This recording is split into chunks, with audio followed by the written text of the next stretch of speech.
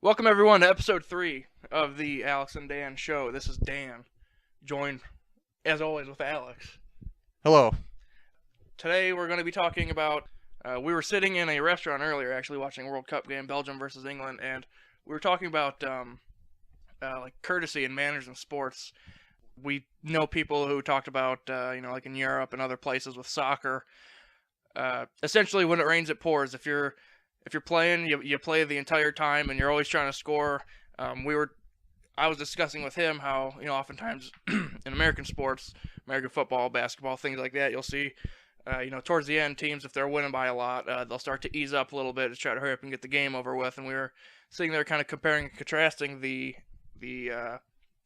two differences in the sports realms. Right.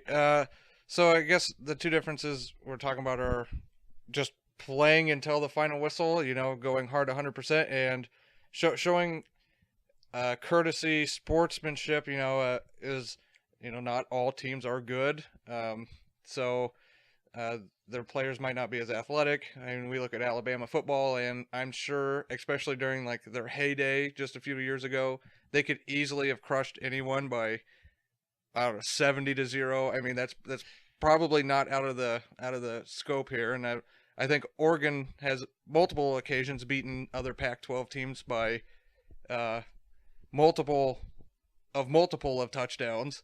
Um, so it's easy to get. Well, it's not easy to get up on a team, but once they've shattered morally and internally, they've mentally given up. That's when you have to decide as a coach, when you look at your team and say, do we want to just completely demoralize these guys, like they've already given up and they're just trying to finish out the game. So do we just help them finish out the game, or do we just we're scoring touchdowns, we're getting our stats, we want guys in the Senior Bowl and all that crap, and do we just Marcus Mariota's already got 5 touchdowns tonight. Do we add another 5 to his record or something? Right. Speaking of Oregon, we were talking. I at least was talking about the example. It was a few years ago. I don't remember the exact year. Oregon was they were playing some team. Don't remember the team. I'm not gonna call them a slack job team. They might have just been from a lower division, but Oregon was up by a lot, and there was still like 10 minutes left in the game. And Oregon was in scoring position, but they were taking knees to just run the clock out. And a lot of people were upset by that. They were either upset, they thought, keep scoring, run up the score, pound them into the dirt. And then there was another camp that was upset who thought it was more demoralizing to know that a team is kneeling the ball with 10 minutes left in scoring position. So I just thought that was interesting. Because I really don't know where I would fall on that. I really don't think I fall in either camp. It's more like, hey, it's within the scope, it's within the rules of the game. Why are you so upset about it? Well, I guess at that point, if I was the head coach of Oregon, I probably would have went to the referees and said, "Hey, can we get some kind of like running clock here?" And and I'll put in the backups, the third string guys. Um, if they don't want a running clock for when they're on offense, that's fine. We've got a cushion to give. Uh, let's just go home. And I imagine that team probably had a decent bus ride back home to think about how they just rode into Oregon's camp here and basically watched the Oregon show live, right in front. So, um, what I find interesting is that some sports you see that, but a lot, some other sports you don't really see that. I mean, I don't hear golf where one guy is just crushing I mean, Tiger Woods wins, right? But well, he used to win. Um, but I don't remember hearing him. Oh man, he just crushed all the competition. Phil Mickelson never had a chance. I don't remember hearing any of that kind of stuff about that sport, which um, isn't necessarily the same because football you're lining up against someone, wrestling you're lining up against someone, soccer, basketball, but golf you're kind of you're not physically going at each other. Right, it's you versus the course. Yeah. Well, the course always wins. I mean, in the long run. Hey, look at Tiger now. He's getting beat by every course. Um, Right, yeah, and that was another. And it's I don't I would hesitate even to say that it's a sport by sport thing. I was in Germany in 2013, and I went and they have American football leagues over there. So I went with a friend to watch an American football game, and this team was winning by like 40 with 5 minutes left, and they're still chucking the ball into the end zone, trying to score constantly, just going at it. And that's when I asked my friend, who was from Germany, I was like, do they not want to just slow down and end the game and essentially not hurt the other team's feelings even more than it already is? And he looked at me, he's like, why would they do that? And I was like, well, it's a game, and they're going to win. Like, why would you need to keep piling the score on? And that's when he was explaining to me, well, it's a game. You're expected to play every single minute. And if the other team's going to give up, that's their problem, not my problem. We're going to keep going. And I kind of respected and understood that, but on the other hand, it is just a game. Well, from a professional sports standpoint, I really understand that because these guys are pros, so they should be, if not at their fullest potential, very close.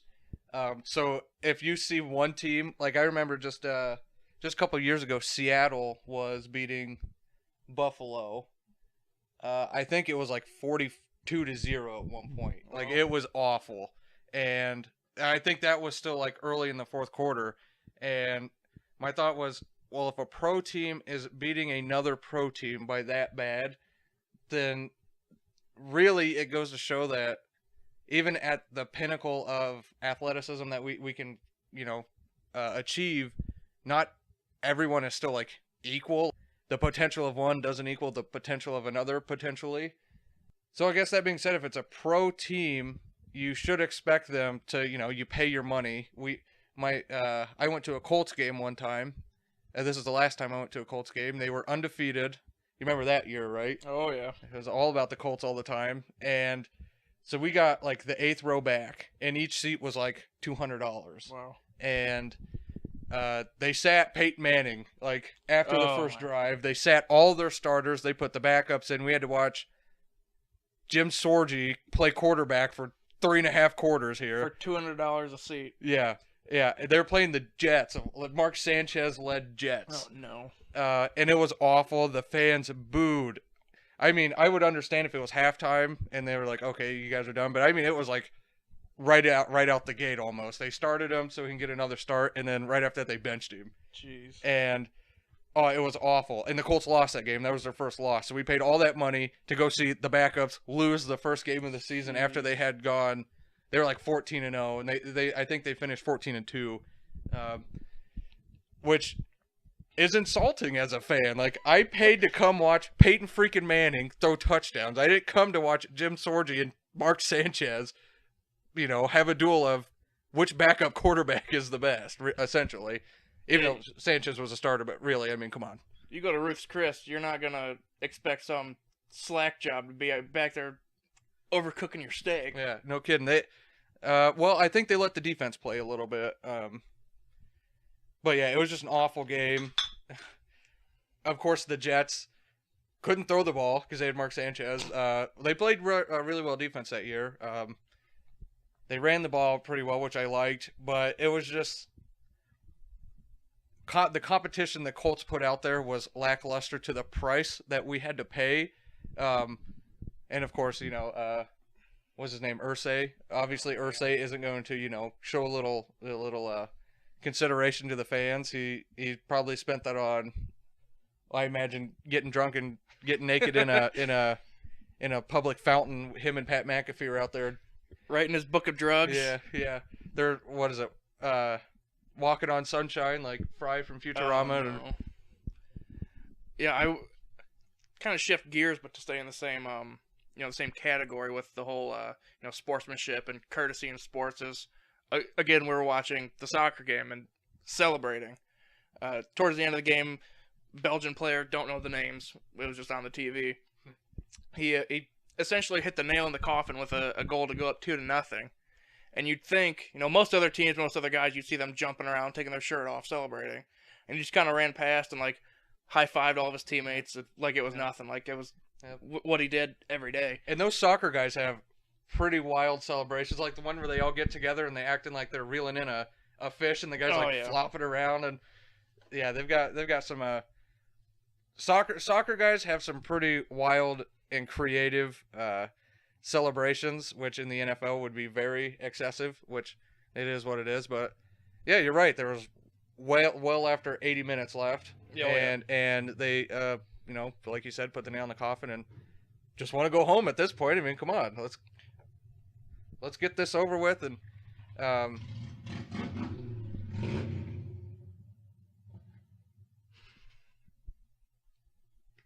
Right, yeah. And it's also funny because we had just seen it was like an insurance commercial, it was like Progressive or Geico or something with it was a soccer player scoring a goal, and he slides throughout the grass, and he just kept going. yeah, And Alex initially thought it was an actual game. Like, what the hell's going on?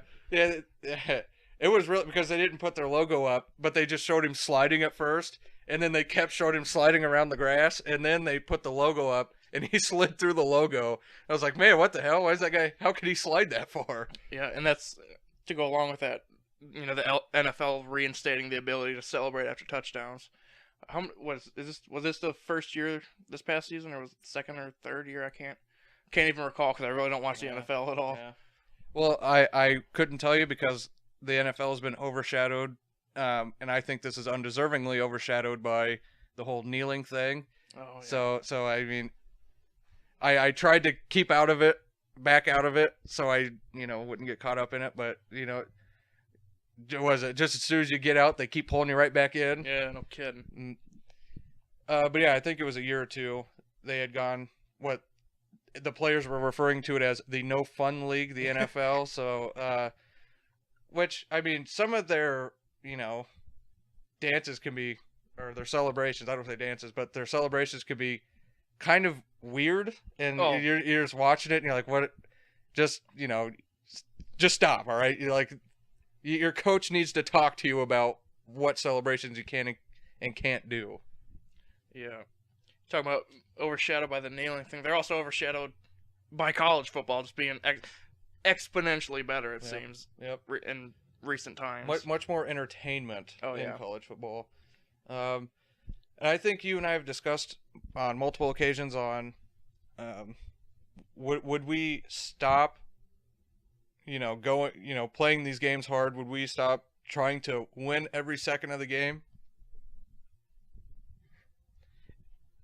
And I think I've came to the conclusion of I wouldn't try to stop winning, but I would try to stop winning with my core, the heart of my team, all my, top players. If I was up 35-0, or in Alabama's case, you're up 42-7 against Notre Dame here in the championship. I would, in the championship game, I would let the seniors finish, because that is their last college football game they'll play. But not that kind of a game. If it was just in the middle of the season, they would be coming out, and their backups would be going in, and I would say, listen, we're still going to play hard, but the game's been kind of shelled away here. We put a couple nails in the coffin. It'd be great for you guys to go out there and put a couple more in, but we're just getting you real game experience here. So we're past the point of. Well, we're not really past the point. We're still busting our ass here, but, it's kind of different. We're kind of gearing it differently. It's more of a learning experience than a practical, working experience. Yeah, if you got the game in the bag, it's completely different when you stand in the back. But again, like you said, I think it's extremely important to be able to get those guys in there if you're winning by a lot. Or losing by a lot. That too. And if you reiterate the fact, the game isn't over. We're still trying. We just want to see how you guys can go out there and do it as a unit. Because eventually, when the older guys graduate, it's going to be you out there. And if you can't work together in this situation, how can I expect you to start when it's 0-0? Yep. This reminds me. So a long time ago, locally, there are these two high schools, and they're big rivals. And they were in the conference that I had played in. And we were watching game film. So one of the teams we were playing that week, and they had beaten this team thoroughly. They were just beating them, all day. And then they pulled their varsity out. And then this other team scored a touchdown, and their guys were like celebrating, like, yeah, we scored they're getting beat by like 50 points, like 50-0. And they're like, yeah, we're finally on the board. And they're jumping up and their sidelines cheering. but they scored against the other team's backups, and then that coach put in his starters after he put in their starters after that team scored, and he scored like 3 or 4 more touchdowns on them. I mean, that's overkill, but that's also funny because I kind of hate both of those schools and communities, but whatever. Just to think that, okay, we've got this game finished, and then the other team's like, well, we had such a bad day. We had, essentially they got one break on one play, really, and then they're celebrating, and the other guy's like, no, you're not going to celebrate. We beat you. You're going to look like you're defeated, and I'm going to make sure of it. Right. Similarly, in college when I was playing, we were playing a team, and I don't think they've won a game now in 4 years. And we were playing them, and I might have been versus the backups. I don't recall, but they scored a touchdown, which I think was their first of the season. This was like game 3 or game 4. It was like their first touchdown of the season. Their entire bench was celebrating like they just won the Super Bowl. Oh, man. I mean, we could have sat there and been like, pissed off and things like that, but a lot of us, and especially the coaches, came over and they're like, guys, they are over there playing their hearts out, trying to win the game. Yeah. Even when they were down by 60. Ugh. They're still fighting, and they are celebrating something. They're finding the positives, which is important, especially in sports, to find the positives, because things can easily just be negative. Everything can seem negative. I mean, look at the Cleveland Browns. It must be hard to find a positive after 25 years of 40 different quarterbacks and 0-16 and terrible misery. Yeah. And your name's the Browns.